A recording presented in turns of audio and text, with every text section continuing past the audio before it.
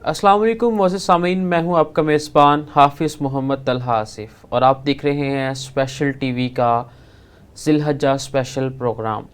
آج ہم بات کریں گے ذی الحج کی فضیلت کے حوالے سے۔ جیسا کہ آپ لوگ جانتے ہوں گے کہ اللہ تعالیٰ قرآن مجید کے اندر فرماتے ہیں الحمدللہ الذی وکفی وسلام علی عبادہ الذین اصطفی، اما بعد فاعوذ باللہ من الشیطان الرجیم، بسم اللہ الرحمن الرحیم۔ قال تعالی اللہ فی مقام آخر والفجر ولیال عشر، صدق اللہ العظیم۔ جو میں نے ابھی آپ کے سامنے آیت مبارکہ تلاوت کرنے کا شرف حاصل کیا ہے، اس کے اندر اللہ تعالیٰ قرآن پاک کے اندر ایک قسم اٹھاتے ہیں۔ اگر ایک عام انسان نے کوئی بات کرنی ہو تو وہ ایک نارمل وے کے اندر بات کرتا ہے، لیکن اگر وہ کہیں پر قسم اٹھا لے تو اس بات کی فضیلت یا اس بات میں وزن پڑ جاتا ہے، اور وہ بات اگر چھوٹے لیول پر ہے تو ایک بڑے لیول تک چلی جاتی ہے، اور اس بات کے اندر ایک وزن آ جاتا ہے کہ ایک شخص نے اس کے لیے قسم اٹھا لی۔ تو اب آپ اندازہ لگائیے کہ جب رب کائنات مالک ارض و سما اگر کسی چیز کی قسم اٹھا کر بات کریں گے تو وہ شخص کس قدر فضیلت کی حامل ہوگی۔ اللہ تعالیٰ قرآن پاک کے اندر فرماتے ہیں کہ مجھے قسم ہے 10 ذی الحج کی صبح کی، اور اس کے بعد کہتے ہیں کہ یکم ذی الحج سے 10 ذی الحج تک کی راتوں اور دن کی قسم ہے۔ اللہ تعالیٰ یعنی کہ اللہ تعالیٰ نے پورے قرآن پاک کے اندر اور کسی مخصوص ایام کی خاص طور پر قسم نہیں اٹھائی، لیکن صرف اور صرف اس 10 ذی الحج تک کے ایام کے اللہ تعالیٰ نے اپنے قرآن پاک کے اندر قسم اٹھائی ہے۔ تو آپ لوگ اندازہ کر سکتے ہیں کہ اللہ تعالیٰ کے ہاں یہ 10 دن کس قدر اہمیت کے حامل ہیں۔ اسی حوالے سے نبی کریم صلی اللہ علیہ وسلم کی ایک حدیث مبارکہ ہے، جس کے اندر اللہ کے نبی کریم صلی اللہ علیہ وسلم اپنے صحابہ کرام سے فرماتے ہیں کہ اے میرے صحابہ، ذی الحج کی یکم ذی الحج سے لے کر 10 ذی الحج کی جو 10 دن ہیں، یہ پوری سال کی عبادت سے زیادہ افضلیت رکھتے ہیں۔ کہ اگر پورے سال کے اندر کوئی شخص بھی کوئی بھی نیکی کرتا ہے، روزہ رکھتا ہے، تو اگر وہ پورے سال روزہ رکھتا رہتا ہے تو لیکن اگر وہ یکم ذی الحج سے 10 ذی الحج کے درمیان روزہ رکھتا ہے تو یہ 10 دن اس سے زیادہ روزے کے ثواب دیں گے اس کو عام دنوں سے۔ حتیٰ کہ حدیث کے اندر آتا ہے کہ رمضان سے زیادہ ان 10 دنوں کی فضیلت ہے، اور ان 10 دنوں کے اندر زیادہ ثواب ملتا ہے۔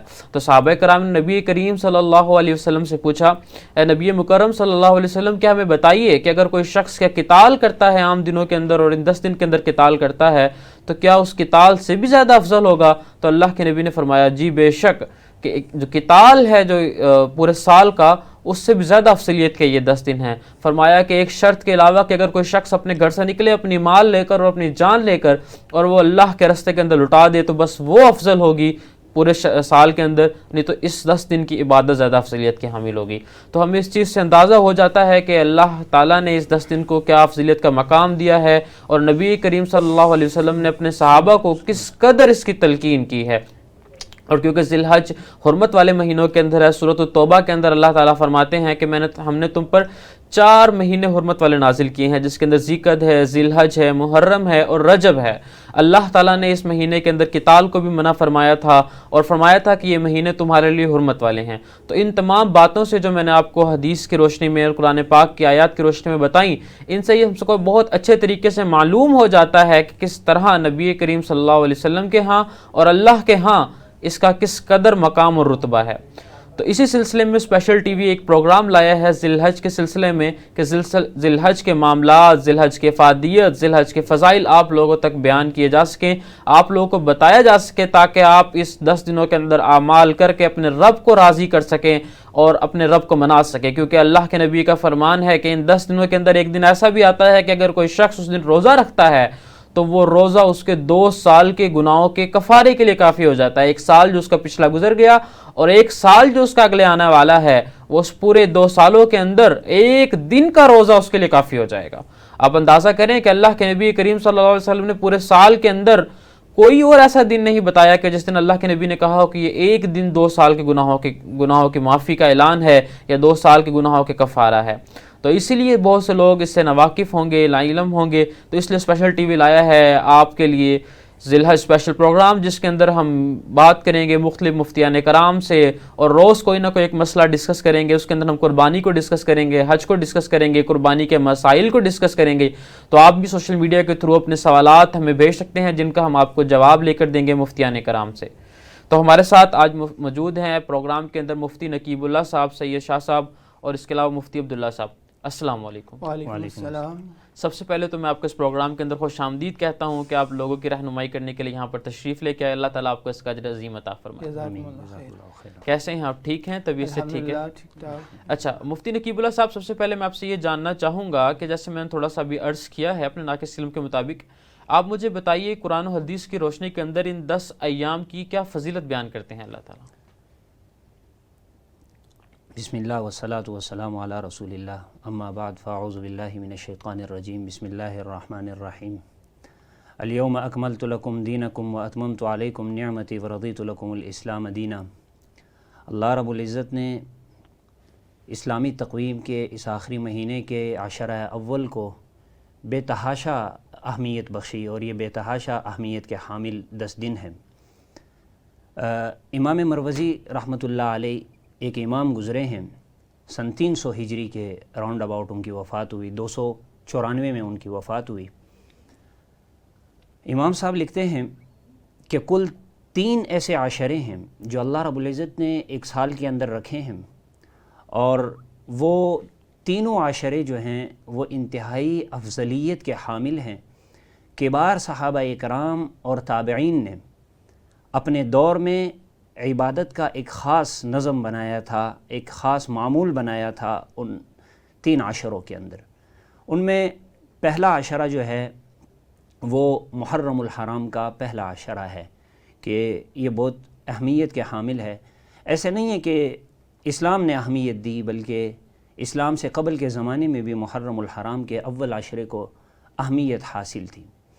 اس کے بعد جو دوسرے نمبر پر عشرہ آتا ہے وہ ہے آخر عشرہ رمضان۔ رمضان المبارک کے آخری عشرے کو بھی اللہ رب العزت نے ایک اہمیت بخشی، ایک اہمیت کا حامل وہ عشرہ ہے کہ جس میں اللہ رب العزت نے ایک بندہ مومن کو تحفے کے طور پر ایک ایسی رات رکھی جو رات 1000 مہینوں کی عبادت سے افضل ہے، جس میں عبادت کرنا، دیکھیں اللہ رب العزت نے امت مسلمہ کے لیے انتہائی آسانیاں پیدا فرمائی۔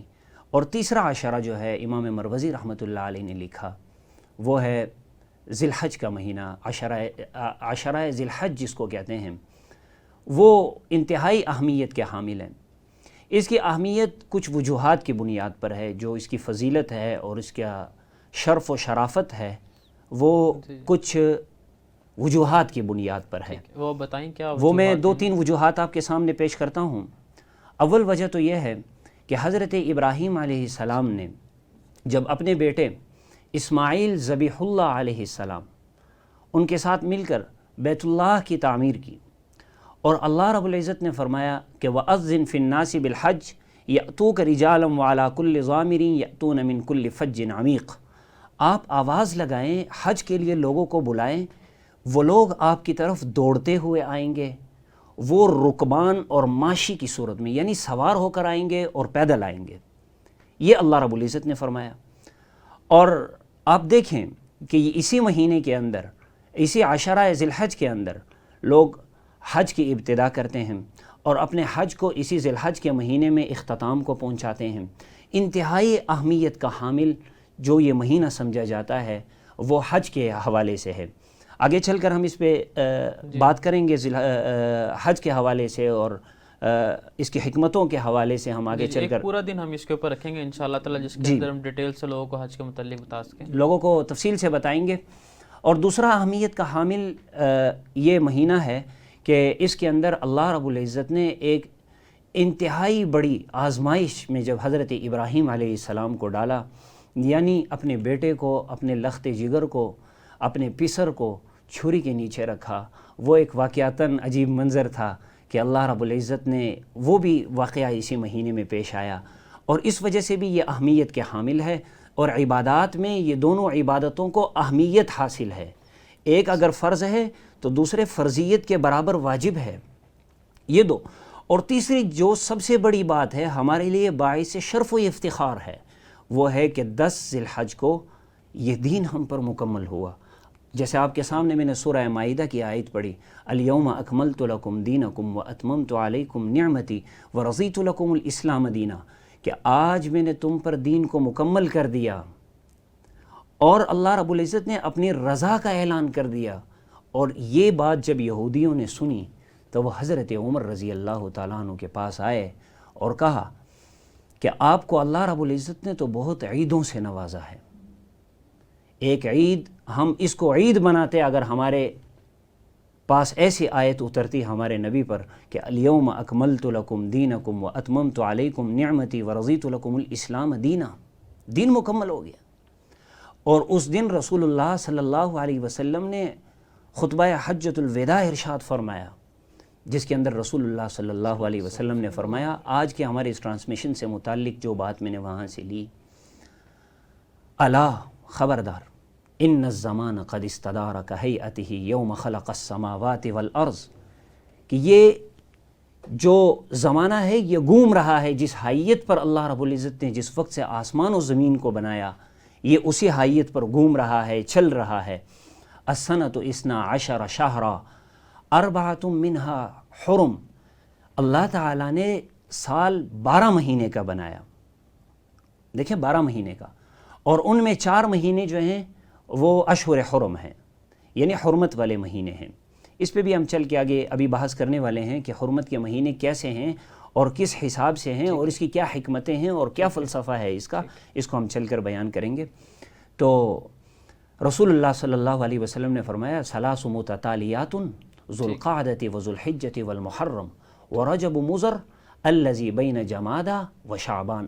تو رسول اللہ صلی اللہ علیہ وسلم نے یہ 4 مہینے بتلائے کہ یہ حرمت والے ہیں، اور اللہ رب العزت نے جتنے فریضے مسلمانوں کو دیے تو ان فریضوں کے حساب سے اگر لگایا جائے تو یہ واقعتاً عشرہ ذی الحج انتہائی اہمیت کے حامل ہے۔ ٹھیک ہے، اچھا مفتی عبداللہ صاحب میں آپ کے پاس آتا ہوں۔ جیسا کہ مفتی نقیب اللہ صاحب نے بتایا کہ اس کے اندر 2 کچھ اہم پوائنٹس انہوں نے ڈسکس کیے، جس کے اندر ایک سب سے بڑا اہم ریزن تو یہ ہے کہ اللہ تعالیٰ نے اس دن ہمارے لیے دین اسلام کو پسند فرمایا اور ہمارے پر یہ اعلان کیا کہ کہتے میں نے تمہارے دین کو آج تمہارے لیے مکمل کر دیا۔ یہ ایک مسلمان کے لیے بہت بڑی خوشی کا سبب بھی ہے، اور ہونا بھی چاہیے کہ جو ایک خدا کو مانتا ہے اور اللہ کے نبی کریم صلی اللہ علیہ وسلم پر ایمان لایا ہے، اس دن اللہ تعالیٰ نے اس کے اوپر اپنے سارے احکامات نازل کر دیے۔ اچھا، اس کے علاوہ 2 اور واقعات ذی الحج کے اندر ہوئے، جس میں سے ایک حضرت ابراہیم نے اپنے بیٹے حضرت اسماعیل کی قربانی دی اور دوسرا انہوں نے بیت اللہ کی تعمیر کی۔ تو کیا آپ بتا سکتے ہیں کہ بیت اللہ کی تعمیر کس دن ہوئی تھی اور حضرت ابراہیم علیہ السلام نے ذی الحج کی کس ڈیٹ کو اپنے بیٹے حضرت اسماعیل کی قربانی دی تھی؟ نحمدہ و نصلی علی رسولہ الکریم، اما بعد، اعوذ باللہ من الشیطان الرجیم، بسم اللہ الرحمن الرحیم۔ سب سے پہلے جو ہے نا، میں آپ حضرات کا بہت مشکور ہوں کہ آپ نے مجھے اپنے پروگرام میں انوائٹ کیا۔ تو 10 ذی الحجہ کے بارے میں یہ ہے کہ یہ بہت ہی احترام اور عظمت کا دن ہے۔ اسی کے اندر اللہ رب العزت نے ایک عظیم الشان آیت اتاری، اعوذ باللہ من الشیطان الرجیم، بسم اللہ الرحمن الرحیم، الیوم اکملت لکم دینکم و اتممت علیکم نعمتی و رضیت لکم الاسلام دینا۔ اللہ رب العزت نے اتنی عظیم الشان آیت اس دن اتاری، اور اسی دن اللہ رب العزت نے اپنے خلیل ابراہیم علیہ السلام کو بیت اللہ کی تعمیر کا شرف بخشا۔ اور اسی دن اللہ رب العزت نے جو ہے حضرت اسماعیل ذبیح اللہ علیہ السلام کو اپنی راہ میں قربان ہونے کا اور ان کی اس قربانی کو قبول ہونے کا شرف بخشا۔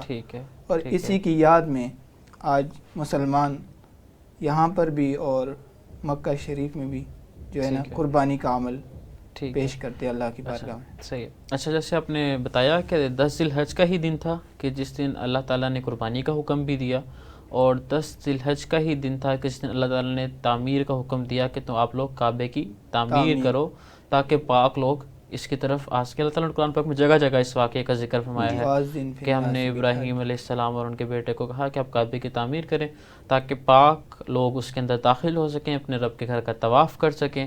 ٹھیک ہے، اور تیسری چیز تو ڈیفینیٹ سی بات ہے ہمارے لیے وہ عید کا دن بھی ہوتا ہے۔ اچھا، مجھے یہ بتائیے گا کہ ہم اس کو ایک دن ڈیٹیل سے ڈسکس بھی کریں گے، لیکن اب جیسے قربانی کی بات ہوئی ہے، مفتی نقیب اللہ صاحب مجھے بتائیے گا کہ قربانی کے لیے مین کیا شرائط ہیں کہ کس شخص کے اوپر قربانی واجب ہوتی ہے؟ قربانی جو ہے وہ ایسے شخص پر واجب ہے جو عاقل ہو، بالغ ہو، سب سے پہلی شرط وہ مسلمان ہو، کیونکہ غیر مسلم جو ہے وہ احکامات شرعیہ کا مکلف نہیں ہے۔ ٹھیک ہے، عاقل ہو، بالغ ہو، ٹھیک ہے، اور صاحب وسعت ہو، صاحب صحیح ہے، حیثیت ہو، جو شریعت نے حدود مقرر کی. اگر ایسا شخص ہے تو اس کے اوپر قربانی واجب ہے ٹھیک ہے، اور وہ قربانی کر سکتا ہے. ہاں اگر کوئی شخص وہ یہ چاہتا ہے کہ میں رسول اللہ صلی اللہ علیہ وسلم کی طرف سے قربانی کروں، ایک قربانی امت محمد صلی اللہ علیہ وسلم کی طرف سے کروں، تو ایسے شخص کے لیے ثواب ہی ہے اور قربانی جو ہے اس کی ہو جائے گی. بہرحال واجب قربانی ایک ہی ذمے میں ہے. ٹھیک ہے. اس کے لیے صاحب نصاب ہونا ضروری ہے؟ صاحب نصاب ہونا ضروری ہے اس کے لیے، ٹھیک کہ ہے، ضرورت سے زائد مال تجارت ہو یا ضرورت سے زائد مکان ہو اور صاحب نصاب ہو، ٹھیک ہے، تو اس شخص کے اوپر قربانی واجب ہے. اور اس کے علاوہ اگر وہ صاحب نصاب نہیں ہے ٹھیک ہے، اور اس کے پاس نہیں ہے کچھ بھی، تو شریعت کسی کے اوپر زور نہیں ڈالتی کہ آپ لازمی طور پر قربانی کریں. جیسے مفتی نقیب اللہ صاحب نے بتایا کہ یہ ایک واجب ہے، لیکن اس کے ساتھ تاکیدی سنت بھی ہے. اللہ کے نبی کریم صلی اللہ علیہ وسلم نے فرمایا، ایک دن 10 ذی الحج کے اندر آپ خطبہ دے رہے تھے تو آپ نے فرمایا تم میں سے جو شخص صاحب استطاعت ہو اور اس کے باوجود وہ قربانی نہ کرے تو اس کے لیے لازم ہے کہ وہ ہماری عیدگاہوں کی طرف نہ آئے.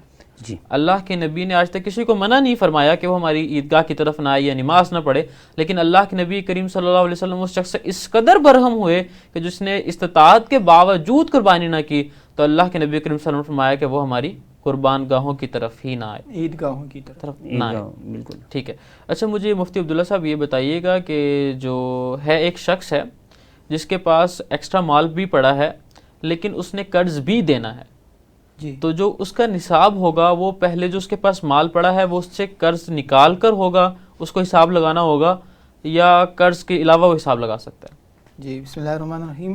اگر ایک آدمی ایسا ہے کہ اس کے اوپر قرض ہے ٹھیک ہے، اور ایکسٹرا مال بھی ہے، ٹھیک ہے، تو اس قرض کو نکال کر اس کے علاوہ ٹھیک ہے، اس کا حساب ہوگا. ٹھیک ہے. یعنی بالفرض اگر کسی کے پاس 1,00,000 روپے ہے، اس نے 50,000 قرض بھی دینا ہے تو پہلے قرض دے گا، اس کے بعد جو 50,000 روپے اس کے پاس پڑا ہوگا اس میں سے پھر وہ دیکھے گا وہ صاحب نصاب ہے یا نہیں ہے.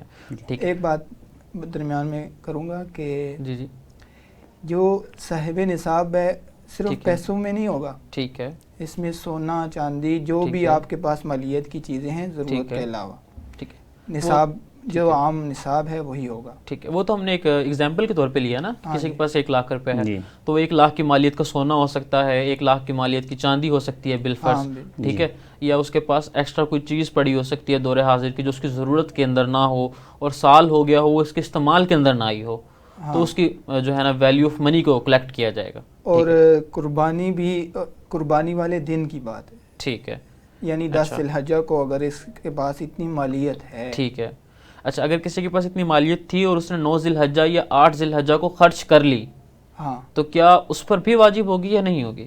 کیونکہ آپ نے ایک بات کی ہے کہ 10 دن کا اس کے اوپر نہیں ہوگی، کیونکہ حکم جو اس دن کے بارے میں ہے نا وہ 10 ذی الحجہ ہے. 10 ذی الحجہ کو اگر اس کے پاس اتنی مالیت ہے ٹھیک ہے، تو اس کے اوپر لازم ہے. ٹھیک ہے، اور ہر بندے کو پتہ ہے کہ میرے ساتھ کیا ہونا ہے کیا نہیں ہونا. اگلے دن میرے پاس اگر کسی بالفرض کسی بندے نے ٹھیک ہے، جانور لے لیا ہے لیکن وہ 10 ذی الحجہ سے پہلے اس کے حالات خراب ہو گئے ہیں تو بھی اگر قربانی کی نیت سے لیا ہے تو اس کو قربان کرنا پڑے گا. چلیں ٹھیک ہے، جزاک اللہ.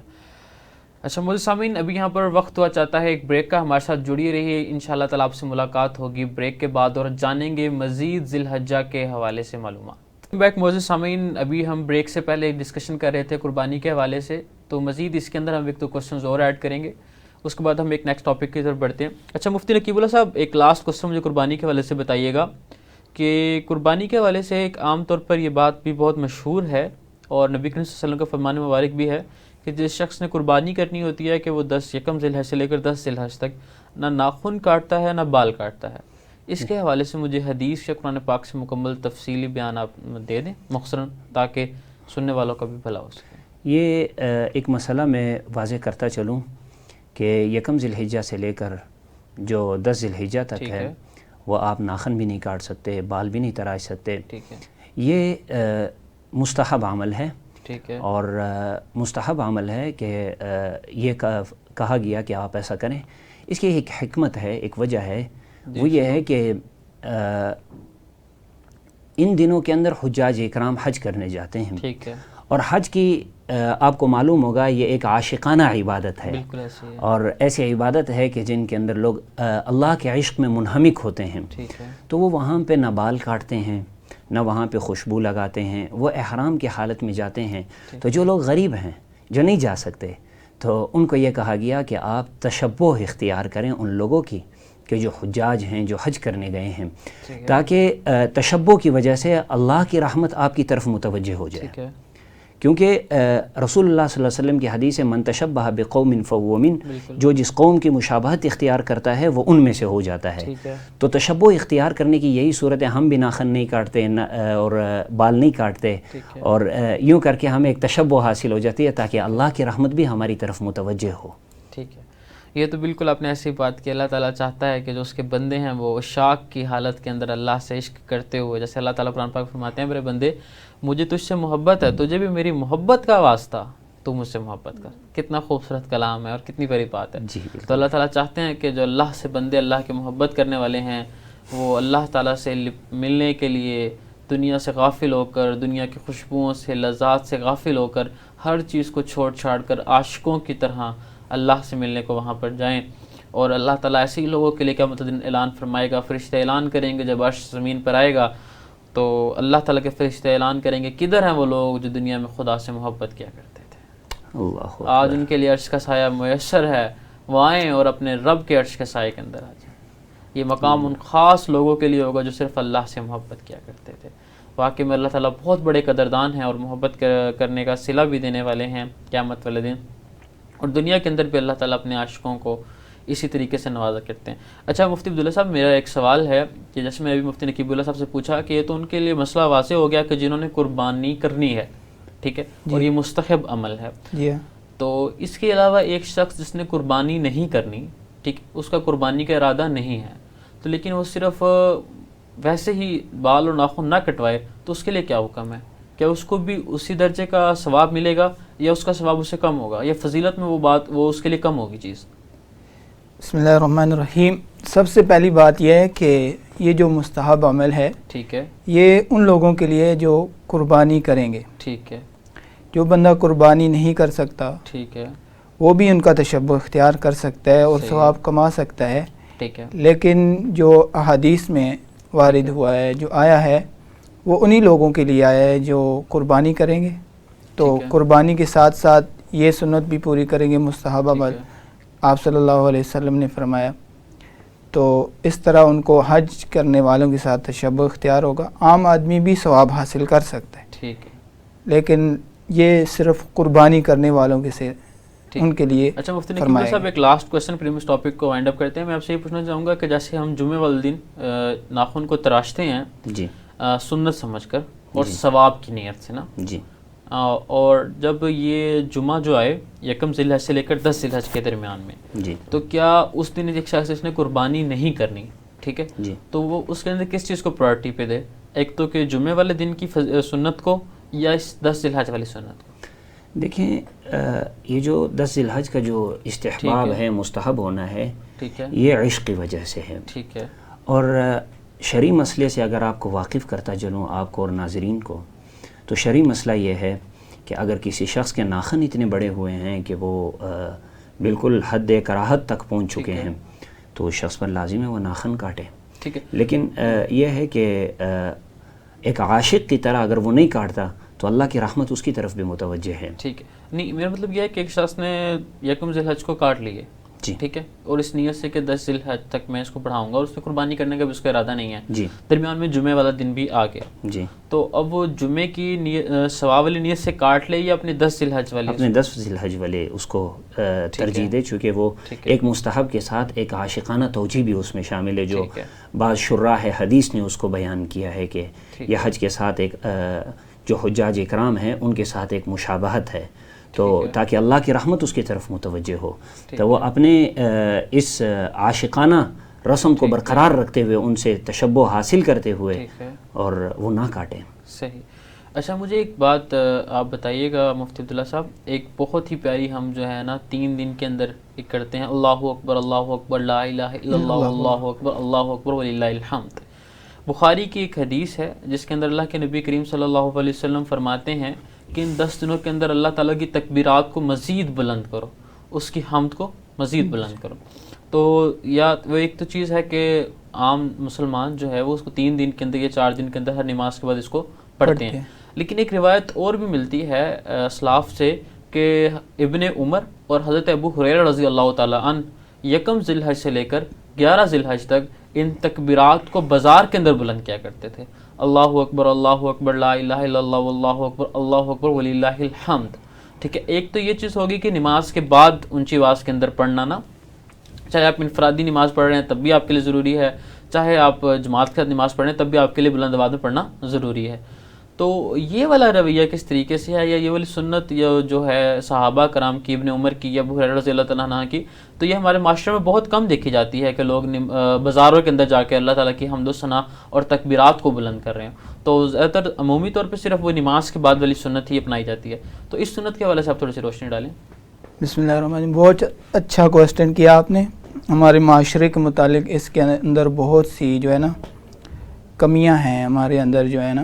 یہ ایک صحابہ کرام رضی اللہ عنہ کا عشق ہے اور ان کی محبت، اور آپ صلی اللہ علیہ وسلم کے ارشادات کی عظمت ان کے دلوں میں اتنی تھی کہ آپ صلی اللہ علیہ وسلم نے فرمایا کہ ان 10 دنوں کے اندر اور بلند کرو. کون کہہ سکتا ہے کہ صحابہ کرام رضی اللہ عنہ نے پہلے یہ اللہ کی عظمت بیان نہیں کی ہوگی، لیکن انہوں نے ایک بہت ہی عمدہ انداز میں حضرت ابن عمر رضی اللہ عنہ جو کہ اللہ کے رسول صلی اللہ علیہ وسلم کی ہر سنت کو پورا کرنے میں مشہور و معروف ہیں. حضرت عائشہ رضی اللہ تعالیٰ عنہ بھی فرماتی ہیں کہ میں نے رسالہ نبوت کے بعد عبداللہ بن عمر سے زیادہ کوئی فقیہ نہیں دیکھا. جی ہاں. حضرت ابن عمر رضی اللہ عنہ اور حضرت ابو ہریرہ رضی اللہ عنہ بازار میں جاتے ہیں اور اللہ اکبر لا الہ الا اللہ اللہ اکبر وللہ الحمد اس کے نعرے لگاتے ہیں. تو یہ ایک ماحول تھا صحابہ کرام رضی اللہ عنہ کا کہ وہ اللہ کی عظمت کو ایک جو ہے بازار کے اندر جو آدمی ہوتا ہے اپنے اپنے کاموں میں منہمک ہوتا ہے، تو لوگوں کو اللہ کی یاد خاص طور پر ان 10 دنوں میں یاد دلانے کے لیے بازار میں نکل کے جو ہے بلند آواز میں مستانہ نعرہ لگاتے تھے. تو یہ صحابہ کرام کی شان ہے. ہمیں بھی چاہیے کہ ہم اگر بلند آواز میں نہیں کر سکتے زیادہ بلند آواز میں، تو ہم چاہیے کہ ہم اتنی آواز کم از کم ہو کہ ساتھ والے کو آواز آئے، یا اتنی بلند آواز لازمی کریں اور ان تکبیرات کا ورد کریں، کیونکہ یہ خاص انہی ایام کے بارے میں آپ صلی اللہ علیہ وسلم نے فرمایا. تو آپ صلی اللہ علیہ وسلم کے حکم کی تعمیل ہو جائے گی، ہمیں ثواب مل جائے گا، اللہ کے ہاں جو ہے ہماری مقبولیت ہو جائے گی. اس سے بڑی چیز کیا ہو سکتی ہے ہمارے لیے. جیسے بھی ہم نے تھوڑی دیر پہلے ڈسکس کیا کہ اللہ تعالیٰ بہت بڑے قدردان ہیں. ایک حدیث مبارکہ ہے جس کے اندر اللہ تعالیٰ نبی کریم صلی اللہ علیہ وسلم نے ایک واقعہ اپنے صحابہ کو سنایا کہ ایک دن اللہ تعالیٰ نے اپنے فرشتوں سے کہا کہ ابراہیم میرا دوست ہے، ابراہیم خلیل اللہ، ابراہیم میرا دوست ہے. تو فرشتوں نے کہا کہ یا اللہ تعالیٰ جس کو اتنا زیادہ مال و اسباب دیا جائے، جس کو دنیا کی اتنی زیادہ سائشیں دی جائیں، اتنی بھیڑ بکریاں دی جائیں، وہ تو دوست خود بخود بن ہی جاتا ہے نا. تو اللہ تعالیٰ نے کہا ٹھیک ہے فرشتہ، ایک فرشتوں کو بھیجا جا کے جاؤ آزماؤ میرے خلیل کو. وہ آیا اور فرشتے نے حضرت ابراہیم رضی اللہ تعالیٰ عنہ کے سامنے کہا سبحان ذی الملک والملکوت سبحان ذی العزت والعظمت والحیبت والقدرت والکبریاء والجبروت. تو حضرت ابراہیم کیونکہ خلیل اللہ تھے نا، تو حضرت ابراہیم علیہ السلام نے کہا کیا دوست نے کیا میرے رب کی تعریف کی ہے، مجھے دوبارہ سنا، مجھے بہت مزہ آیا. اس نے کہا جی میں ایسے تو نہیں سناؤں گا. تو حضرت ابراہیم نے کہا کہ آپ میرا نا آدھا جو بکریوں کا ریوڑ ہے وہ لے لیں اور ایک دفعہ دوبارہ سنا دیں. اس نے ایک دفعہ اور سنا دیا تو پھر چونکا. وہ تو خلیل اللہ تھے. ابراہیم علیہ السلام کو اتنا مزہ آیا کہ انہوں نے پھر کہا کہ اے میرے بھائی، اے اللہ کے بندے، ایک دفعہ دوبارہ پھر مجھے اس کو سنا. اس نے کہا اب آپ مجھے کیا دیں گے؟ اس نے کہا کہ حضرت ابراہیم علیہ السلام نے کہا کہ آپ باقی جو آدھا بکریوں کا ریوڑ ہے وہ بھی آپ لے لیجئے گا. اس نے کہا بہت خوب. اس نے ایک دفعہ پھر سنا دیا. تو حضرت ابراہیم کو پھر سکون نہ آیا. تو پھر انہوں نے کہا کہ کہتے جو ہے نا میرے بھائی ونس ٹائم مور، ایک دفعہ اور سنا دو. تو انہوں نے کہا، اس نے کہا کہ اب تو ابراہیم علیہ السلام آپ کے پاس نہ بکریاں بچی، تو اب آپ کیا دیں گے مجھے اس کے بدلے میں؟ تو ابراہیم علیہ السلام نے کہا کہ کہتے تمہیں بکریاں چرانے کے لیے کسی بندے کی تو ضرورت ہوگی نا، تو میں تمہاری ساری زندگی بکریاں چرا دیا کروں گا، تم مجھے صرف ایک دفعہ یہ سنا دو. تو اس فرشتے نے کہا ابراہیم علیہ السلام آپ کو مبارک ہو کہ اللہ تعالیٰ کی طرف سے ایک امتحان تھا اور آپ نے امتحان کامیاب کر لیا اور اللہ تعالیٰ نے بھی کہا تھا کہ جاؤ جا کر پوچھو میرے ابراہیم کے سامنے تعریف کرو اور دیکھو وہ میرے نام کے کیا دام لگاتا ہے. اور ابراہیم علیہ السلام کا یہ عشق تھا کہ انہوں نے اپنی پوری ذات زندگی بھر کے لیے قربان کر دیا اللہ کے تعالیٰ کے نام کے لیے. تو اسی سلسلے میں آپ سے بھی مفتی نقیب اللہ صاحب آپ سے مختصراً چاہوں گا کہ آپ اس کو بتائیں. یہ ایک اللہ تعالیٰ سے عشق کا اظہار ہے کہ اللہ تعالیٰ کی حمد و ثنا کو بیان کرنا. تو یکم ذی الحج سے لے کر 10 ذی الحج کے متعلق جو یہ ایک اسلاف کی سنت تھی صحابہ کرام کا وہ تھا معمول تھا جو بہت کم ہو چکا ہے, آپ مختصراً 1-1.5 لائن کے اندر تھوڑا سا اس کو کر دیں. عشرہ ذی الحج سے متعلق جو ہمارے سے منسلک جو کام کرنے کے ہیں وہ یہی ہے کہ ہم زیادہ سے زیادہ اعمال کریں, نیک اعمال کریں.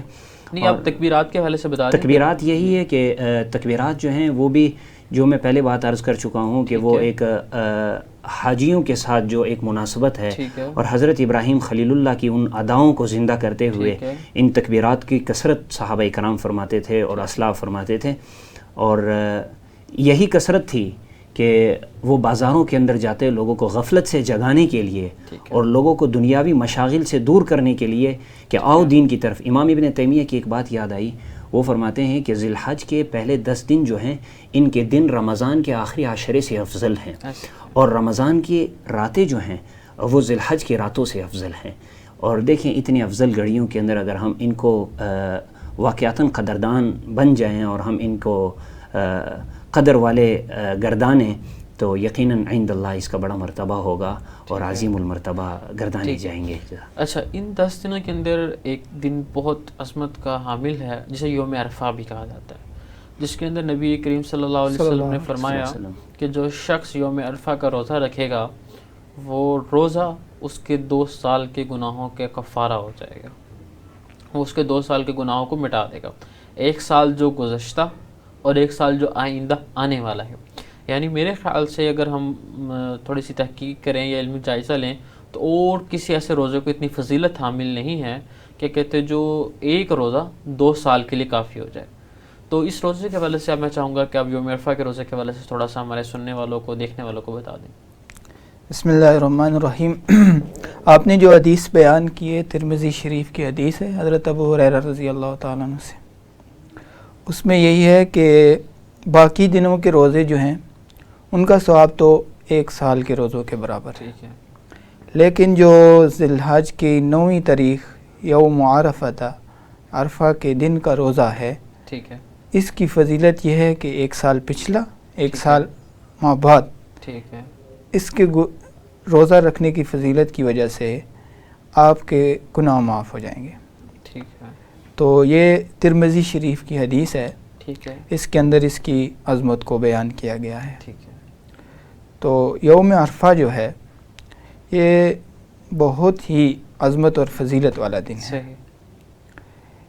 اسی دن کے جو ہے نا بارے میں فرمایا گیا ہے کہ اگر آپ اور 10 دنوں کے اندر غفلت کی وجہ سے روزے نہیں رکھ سکتے تو یہ ایک آپ کے پاس آخری چانس ہے. ٹھیک ہے. کیونکہ اگلا دن تو 10 ذی الحجہ عید کا ہے, تو یہ آخری چانس ہے. آپ فضائل یعنی کہ دین کے اندر اللہ رب العزت نے کامیابیاں کمانا اور نیکیاں کمانا یہ بہت آسان کر دیا. ٹھیک ہے.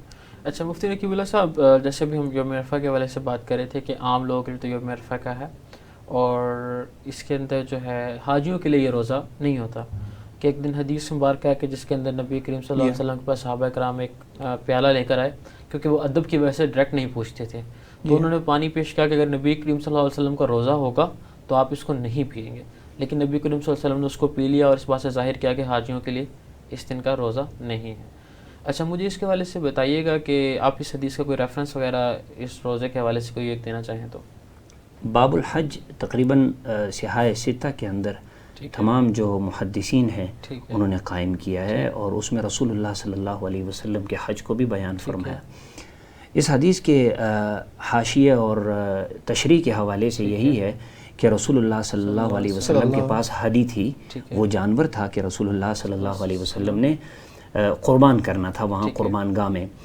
تو چونکہ رسول اللہ صلی اللہ علیہ وسلم کے پاس جانور تھا تو صحابہ اکرام نے پوچھا کہ آیا ہمارے پاس بھی جانور ہیں، اب دیکھیں کہ رسول اللہ صلی اللہ علیہ وسلم کا روزہ ہے یا نہیں، ہم رسول اللہ صلی اللہ علیہ وسلم کے عمل کو معلوم کریں۔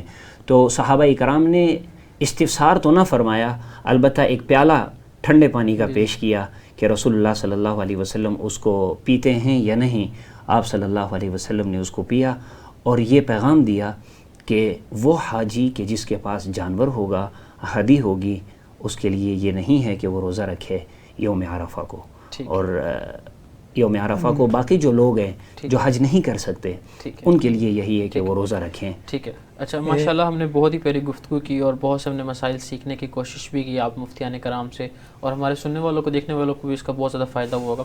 اچھا میں چاہوں گا کہ مختصراً آپ مفتی عبداللہ صاحب مجھے آپ یہ بتا دیں کہ ہمارے سننے والوں کو میسیج دے دیں کہ ہمیں یہ 10 دن کس طریقے سے گزارنے چاہیے اور کوئی خاص پیغام جو مختصراً دینا چاہیں۔ بہت ہی اچھا کوسچن ہے ہمارے جو معزز سامعین، ہمیں جو ہے نا یہ جو 10 دن ہیں، ویسے تو سال سارا اللہ رب العزت نے کامیابیوں اور رحمتوں کو گزارنے جو ہے حاصل کرنے اور پانے کے لیے اللہ رب العزت نے بہت سے مواقع دیے ہیں، لیکن جیسا کہ حدیث میں ہے اور جیسا کہ والفجر ولیال عشر، اللہ رب العزت نے ان 10 دنوں کی قسم کھائی ہے۔ محدثین مفسرین اسی بات پہ اتفاق کرتے ہیں، تو ہمیں جو ہے ان 10 دنوں کی فضیلت اہمیت کو جاننا چاہیے۔ ٹھیک ہے، ہم دیکھ رہے ہیں ہمارے ساتھ سے کتنے لوگ جو ہیں وہ اللہ رب العزت کو راضی کرنے کے لیے، کامیابیاں پانے کے لیے، اللہ کے در پہ حاضری دینے کے لیے